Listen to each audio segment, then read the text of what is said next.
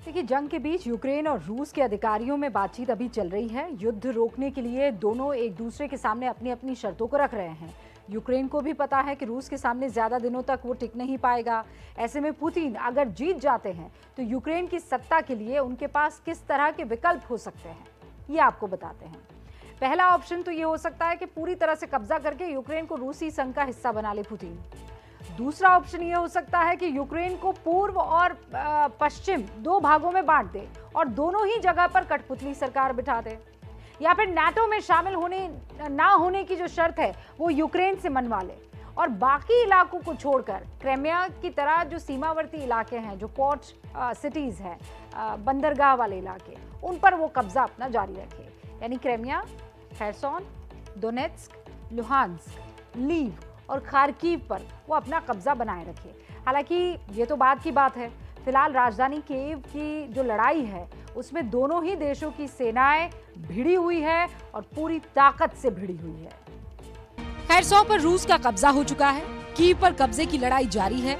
Satellite तस्वीरों में दिख चुका है कि रूसी सेना उसे चारों तरफ से घेर चुकी है।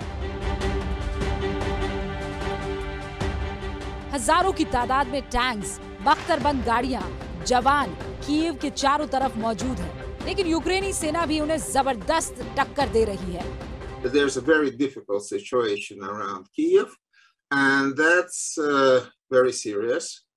There can be a possibility that Ukrainians will counterattack, and that's going to be very serious probably. Kyiv की ये लड़ाई भी कुछ ही दिनों की बात है, लेकिन इस बीच एक ऐसा वीडियो सामने आया जिसने पुतिन के एक और प्लान को लीक कर दिया है। ये वीडियो उनके दोस्त बेलारूस के राष्ट्रपति अलेक्जेंडर लुकाशेंको का है। इस वीडियो में वो अपने अधिकारियों को रूस यूक्रेन वॉर की ब्रीफिंग देते हुए नजर आ रहे हैं। हाथों में छड़ी लिए वो यूक्रेन के नक्शे पर कुछ समझा रहे हैं। इसी बीच नक्शे में एक और देश का नाम भी नजर आता है, जिससे पुतिन के अगले प्लान का खुलासा हो जाता है। इसके मुताबिक पुतिन के हमले का अगला टारगेट यूक्रेन से सटा छोटा सा देश मोल्डोवा है। मोल्डोवा यूक्रेन के पश्चिमी सीमा से सटा छोटा सा देश है। ये भी सोवियत संघ से ही अलग हुआ था। लुकाशेंको के वीडियो के मुताबिक पुतिन इस पर हमला कर सकते हैं। इस वीडियो के लीक होने के बाद चर्चाएं बेहद गर्म है, लेकिन सवाल ये है कि क्या ऐसा मुमकिन है?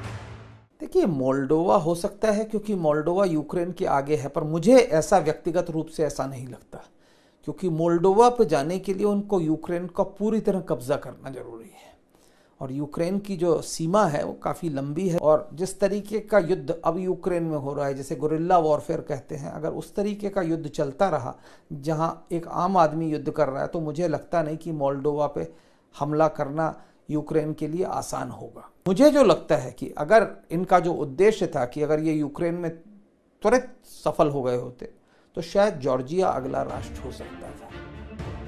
अब देखना होगा कि लुकाशेंको का ये वीडियो अनजाने में लीक हुआ है या ये जानबूझकर लीक किया गया है, जिससे मोल्डोवा जैसे छोटे देश पर रूस का दबाव बढ़ाया जा सके।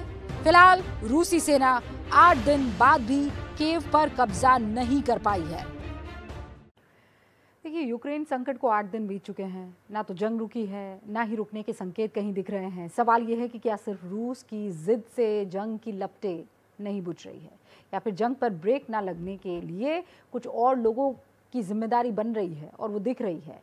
ये सवाल आज इसलिए उठा रहे हैं हम क्योंकि अमेरिका जैसा देश, उसकी तरफ से जंग रोकने से जुड़ा कोई एक बयान आया हो तो बता दीजिए पिछले 8 दिनों में। एक बयान।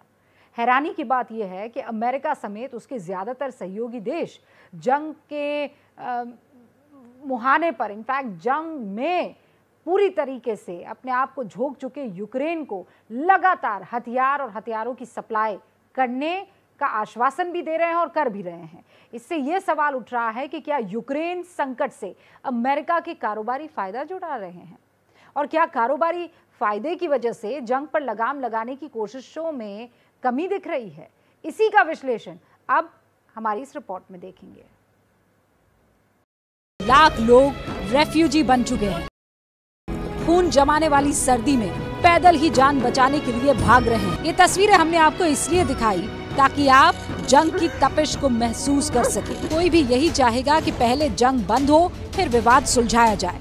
लेकिन हैरानी की बात यह है कि अमेरिका के राष्ट्रपति जो बाइडेन के बयानों में अब तक जंग की आग बुझाने की बजाय भड़काने वाले शोर ज्यादा सुनाई पड़ रहे हैं। Together with our allies, we're providing support to the Ukrainians in their fight for freedom. Military assistance, economic assistance, humanitarian assistance.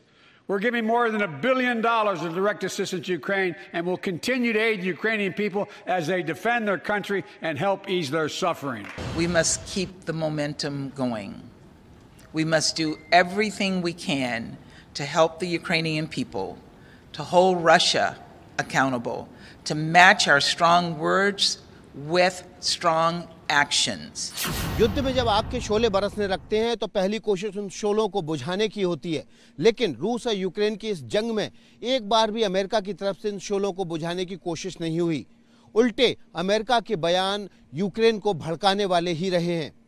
जाहिर तौर पर ऐसे हालात में कुछ एक्शन भी ऐसे हुए जिन्होंने यूक्रेन का हौसला युद्ध के लिए बढ़ाया ही है।